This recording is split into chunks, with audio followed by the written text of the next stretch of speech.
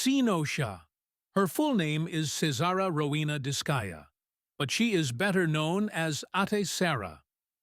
Sarah Discaya was catapulted to national prominence when President Ferdinand R. Marcos Jr. made public a list of 15 contractors who cornered one out of every 5 flood control projects of his administration since 2022. 2 of them, Omega and Alpha Construction and St. Timothy Construction, are among the top 15 who accounted for 100 billion pesos in contracts. Both are owned by Sarah Discaya and her husband, Pacifico or Curly. She also owns a third construction company, St. Gerard. Now people are asking, who is Sarah Discaya? How did she manage to corner such a huge amount in contracts from DPWH? The short answer: she is the favorite contractor of House Speaker Martin Romualdez. That's the reason her 2 companies were numbers 2 and 3 in the list. Sarah Discaya is the best illustration of how closeness to Romualdez could be so profitable. With his complete control over massive sums of pork barrel, Romualdez possessed the Midas finger. Anybody touched or pointed at by his finger becomes wildly rich. Discaya has indeed come a long way from being a chambermaid's daughter to becoming one of the richest contractors in the country. She was born in London to a mother who worked in a hotel as a chambermaid and a father who was a waiter. She is a dual citizen, holding both British and Philippine passports.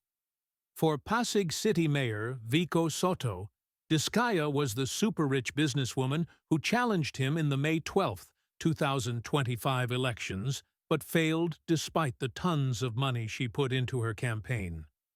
Yet there is another controversy that involved Discaya that nearly placed the Commission on Elections' automated vote-counting machine in jeopardy of being infiltrated by political partisanship. In October 2024, the name of St. Timothy Construction was thrust into the limelight after a watchdog organization exposed its participation in the 17.9 billion peso contract bid with a South Korean supplier. When the COMELEC learned that Sarah, one of the company's owners, was running for city mayor, it issued an ultimatum to St. Timothy: get out of the consortium, or Sarah will face a disqualification case. It was clearly a case of conflict of interest.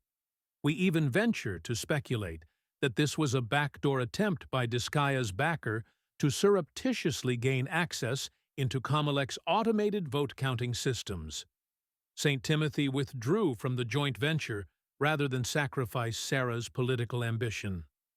Immediately after Marcos Jr. revealed the Ghost Flood Control Projects list, Soto posted an open letter on his Facebook page.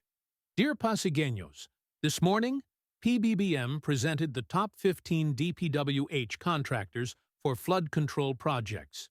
You may have noticed that Alpha and Omega is top 2 and St. Timothy is top 3. These companies, along with others, including St. Gerard, are all owned and controlled by the Discayas. Ngayon, unti-unti nang nalalaman ng taumbayan ang buong katotohanan. As the President told them during the SONA, mahiya naman kayo. Mantakin nyo, pangunahing kontratista ng bilyolnes, hindi nagbabayad ng tamang buwis sa mga local government at deklarado na zero ang kinita?